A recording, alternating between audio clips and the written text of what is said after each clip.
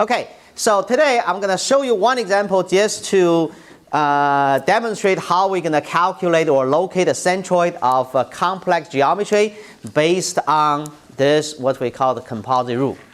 Okay, of course, we need to take advantage of this kind of solution we already got. We can come back here later. Okay, let's take a look about this geometry, two-dimensional area. For the plane area shown above, determine the first moments with respect to x and y axes and the location of the centroid. So basically I have two questions, right? Number one, we need to calculate the first moment with respect to x and the first moment with respect to y. And finally, we need to identify the location of the centroid, which is capital X bar and capital Y bar based on this geometry. Okay, so this geometry basically you see is kind of shaded shape. However, somewhere in here is a hole here. Okay, so there's no material inside that. So what is the equivalent or the centroid of the location of the centroid based on this simple geometry? For any these kind of determination of the centroid, the best way you can do is to split the overall geometry into a few relatively simple ones and you add them together. And that's a concept. And the best way to characterize this is to use a table, a chart. Okay? So first of all, let's start to split this overall geometry into a few simple ones and we can deal with each of the simple ones. For example, like this, I'm not saying this is the unique one, but this is the typical way you can do. You look at this one, from here to here, that's a triangle. Okay, so part of this geometry is a triangle. So that's why I'm going to put the triangle first. Second, this whole thing can be further split into two parts. One is a rectangular shape like this. So that's why I put it here. And the other one is a half circle. It's half circle, semicircle. I'm going to put it here. And finally, we need to subtract something because this is a real hole. And so far from these top three, we got already, you combine them together, this is a solid object, right? So that's why we need to minus this hole, which is another solid circle. The only thing you need to do this superposition, you need to pay attention is about the coordinate system. So you should first establish the coordinate system with this given geometry first. And then once you establish the geometry coordinate system, for every part of the geometry, you need to use exactly the same coordinate system. And that's very important. Otherwise, each figure cannot talk to another one. They need to have a common language, right? And that is the coordinate system. So overall, you set up the coordinate system like this. Then each one must follow the same coordinate system you just originally set up. If you do not like this one, you set up like this, that's fine. But once you set up this one, then every part of this geometry need to follow the same coordinate system you set up as well. Okay, so that's the first step, as what I call superposition of a complicated shape into a few relative simple shapes. The reason I would like to have this one semicircle, because in reality this is something like this, and second, I already told you you are supposed to memorize this. And the reason I can have a circle, of course you do have a circle, on the other hand this is the simple geometry of course, we can easily locate the centroid of that shape.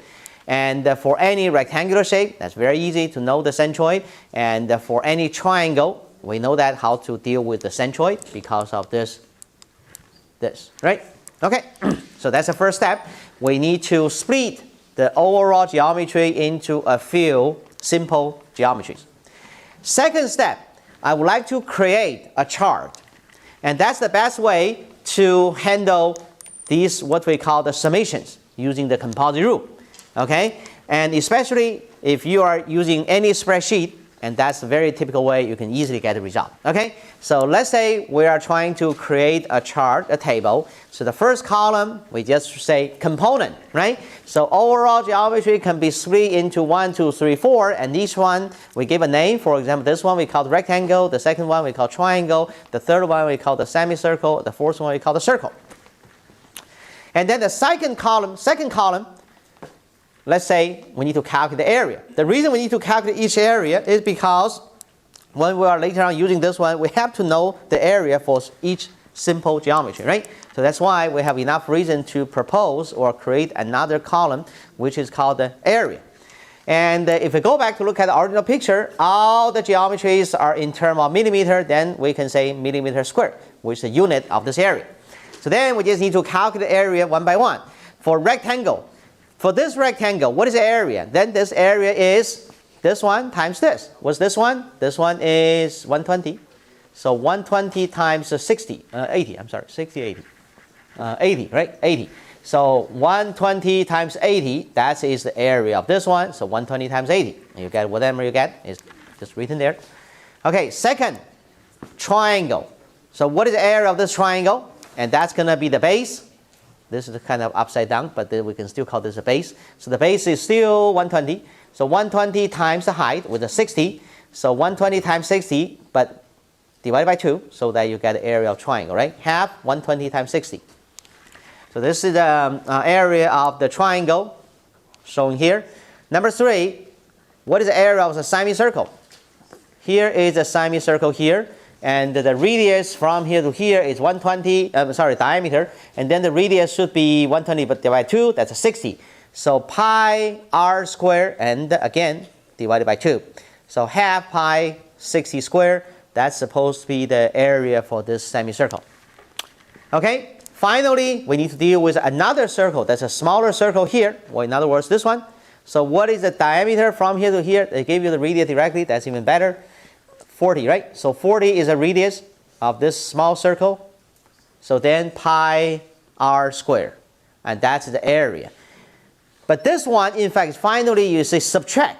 So then either you put additional negative sign here to indicate this is a negative area, or if you really do not want to put this negative sign here, but later you need to say minus. Okay, don't simply add them together because this is minus here. Okay, so either way, you put the minus here, then you can later add them together. Okay, so that is the second column, which is very easy to deal with. Once you got each area, you use a spreadsheet, you can say summation of this one from this to here, you get the result immediately, right? Okay, so we leave this summation A here for a while.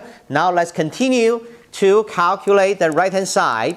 You see, let's look at this one. These are the two equations we call the composite rule. So now we got the area of each one. We can add them together. We got the second column, and then we leave it there for a while. Now we need to deal with the right-hand side. The right-hand side is x bar times A, each one, and add them together. Or y bar times A, add them together for each simple geometry, right? Okay, so first of all, we can create another column. It's called x bar. We can further create another additional column called y bar for each area, right? So x bar, y bar, lowercase for rectangle. So go back to look at this one. So this is the rectangle, and the centroid is a geometrical center. We all know that. So then what is the x bar? So based on this coordinate system, x bar, y bar, or even later on the capital X bar, capital Y bar are always dependent on the coordinate system you chose. So that's why you do need to rely on the coordinate system you chose. So this is the one you chose. Then this is the centroid. Then what is x bar? So this is x bar, right? So total is 120. So x bar is 60 divided by 2 because it's center. So that's why you get 60 here. Then what is a y bar? So based on this geometry, y bar should be this. So from here to here. So then from here to here, total is 80 divided by 2, that's 40. So that's why you write 40 here. Okay, so that's very straightforward. We got x bar, y bar for this simple rectangular shape. Now we move to next geometry, which is a triangle.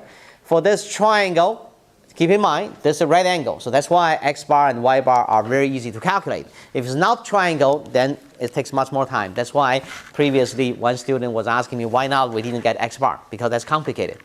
Okay, so back to this one, because this is the right angle here, then everything becomes very easy. Okay, let's take a look. This is the base and this is the height. So let's say this point is the centroid of this local triangular shape.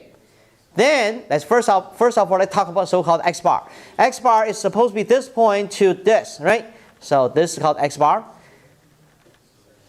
This one should be 1/3 of this. So the centroid to the edge, the distance, should be always 1/3 of this total. And sometimes, if you really want to see what is the what's the distance from this centroid to the top one? This one, for just in case you know that you want to know this. This is always 2/3 of the total height or total base. So now x bar is from here to this base. That is a 1/3 of total. What is total? Total is from here to here. That's 120. 1/3 is 40. So this is x bar, which is 40. 1/3 of this total. Correspondingly, what is y bar? Y bar is from this point to another edge here. This is y bar. So this y bar should be 1/3 of this total. And the reason is simply because this is a right angle. So from here to here is 1/3 of this total. So this total is 60 divided by 3, that's 20. So from here to here is 20. But keep in mind, this is going down further because y is going up. So this one is not 20, it's a negative 20. So then put a negative sign here, following the coordinate system. Any questions? Okay, so let's move on. Number 3, we're dealing with a semicircle here. So what is the centroid of semicircle? Let's say here, this is the centroid of the semicircle. So first of all, what is x bar? X bar, because of symmetry, right? Because of symmetry, so then this x bar should be half of this total. So the total with the radius, the diameter of this half circle, so the diameter is 120, so then that's 60, right? So from here to here 60, or from here to here 60. So that is x bar. So 60 is x bar for this semicircle. What is a y bar? At this point, y bar is supposed to be from here all the way down here. So this is supposed to be called y bar. But this y bar includes 2 parts. One is this part, which is 80 already given. So then we just need to calculate this part from here to here. So from here to here, right? From the centroid to the base. From the centroid to the base. And we don't know the formula, then we need to go back to check this. So here is a semicircle, right? So for this semicircle, what is the distance from the centroid to the base? The centroid to the base, that's called y bar. And we got it, this y bar is 4r over 3 pi. So now we just need to memorize 4 pi over 3 pi. 4r over 3 pi, 4r over 3 pi. And that's r is the diameter of this semicircle. The radius, diameter is 120, then the radius is 60. So 60 times 4 divided by 3 pi, and you'll finally end up with 25.46. So 25.46 plus 80, that should be the final y bar based on this coordinate system. Any questions? Okay, so this is number 3 geometry. We figure out x bar, y bar. So finally we move to this circle. For this circle, located here, then what is a y bar, what is y bar? What is the x bar, what is y bar? So x bar is from here to here. So this is called x bar, right? This is x bar. And that is from the center of this circle to y-axis, this one. So this is still half of 120. Total is 120 divided by 2. That's half 120, 60. Okay? So this is 60, which is x bar. Y bar is from this centroid all the way down here. So from here to here. And that means from here to here. So based on this one, that's 80 directly. You don't need to calculate. From here to here, that's totally 80. Okay? Is that what makes it negative? Or the fact that it's a hole makes it negative? So this is the centroid point. Our coordinate system is like this. So this one is still positive from the geometry. However, you say because of this is a subtraction here. Well, you already put a negative sign here. You don't need to do that. If you do that, it becomes positive later on. Okay? If you go back to look at this. So if this you put another negative and times this negative again become positive, then it's not right. So it's negative only once. Any questions? Okay. So we got all the x bar, y bars listed in column 3, column 4. Now we are ready to do the calculations based on the composite rule, okay? So basically x bar times a summation divided by this, or y bar times a summation divided by this. We got capital X bar and capital Y bar. So first of all, let's calculate x bar times a. So for each one, this is x bar times a. So 60 times this one, this is what you end up with. And the y bar times a, that's a 40 times this one, you get this. And then for the second one, so this is x bar times this, you get here. negative y bar, this y bar was negative times this one, you get a negative here. And 60 times this one, 60 times this, you get this. 105 times this area, you get this one. And then x bar times this one, you get this. Y bar times this one, you get this. And you add them together. That's a summation of x bar times a. And you add these columns together, you have y bar times a and the summation. And you get the results. So finally, you use this one divided by this, you get capital y, x bar. Use this one times divided by this, you get a capital Y bar. But before then, we need to calculate what they call the first moment with respect to x and the first moment with respect to y-axis. So by definition, that's just the right-hand side. If you go back originally from the definition here, this all together, it's called the first moment with respect to y. This one is the first moment with respect to x. So that's why we just simply call this one, which is x dA, together is first moment with respect to y-axis. So that's why qy equal to this number here. And corresponding to this one, the right-hand side, should be the first moment with respect to x. That's called qx, and you get this. So that is the answer for the first moment with respect to x and y. And then we can calculate the capital X bar, which is the summation of x bar times a, and divided by the total area of this complex geometry. You get x bar here, and you get y bar here. So then you need to plot that point from here to here. It's called x bar, and then y bar is this one going up. So this is a point we call the centroid of this complex geometry. And our job is done. So the whole process, as you can go back to take a look, we did not use the integration, in fact. Okay?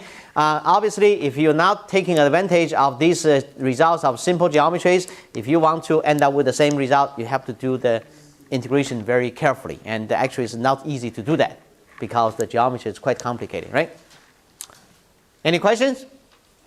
Yes? On the previous slide, don't the units indicate the total volume for the moment? Okay, the unit, right? Yeah. Okay, so let's go. Yeah, I think, let's see. Okay, so the definition of the first moment, either this or this, right? So x dA and summation. So the unit of x is meter, the unit of area is meter square, and then x times dA, that is a meter cube. I get where they come from, but if we're doing moments, then how does the unit end up being a volume? Ah, okay, I know what you're talking about. We just happen to use this name. This moment has nothing to do with the moment we talked about in chapter 3, by the way. Okay. This is a different one. This is pure mathematics. And the moment we talk about in chapter 3, that is a physical quantity, in fact. And by the way, that is the vector, and this one is just a mathematic definition. It's the first moment. And later we're going to, in chapter 9, we're going to talk, and very last, we're going to talk about the second moment, which is called the moment of inertia. You see, the key word is still moment. But again, at that time, that moment has nothing to do with, there's no comparison directly with the moment we introduced from physics. That's chapter 3. However, that is somehow related. When we talk about a bending problem based on a beam, how hard you can bend a certain slender member, and that is always represented by the moment of inertia. But it's not simply the moment you can apply on. So that is an indicator about a certain beam, how hard you can bend. Okay? Okay. Any other questions? Yeah, Yes. Yeah, can you go over the y bar and x bar for the triangle again? Okay, triangle here, right? Yeah. Okay, so here is the triangle based on part of this, the whole geometry. So we separate this one from the total geometry. That's what we have. So first of all, no matter what, you must follow each one, not only this, all of them, all these four must follow the global coordinate system, which is this, right? Now, let's say this is a point we call the centroid. So what we need to do is to locate x bar and y bar. So you put this point, x bar, then this is x bar. So x bar, which is from the centroid point to this base, that is always 1/3 of the corresponding vertex to this base. Okay, so this is the vertex, right? And to this base, what's the distance from here to here? That is from here to here, right? That is what? 120. And from here to here, the centroid to the base is always 1/3 of this corresponding vertex to the same base. 1/3. You just need to memorize 1/3 always. Okay? Then let's go to y direction, same thing.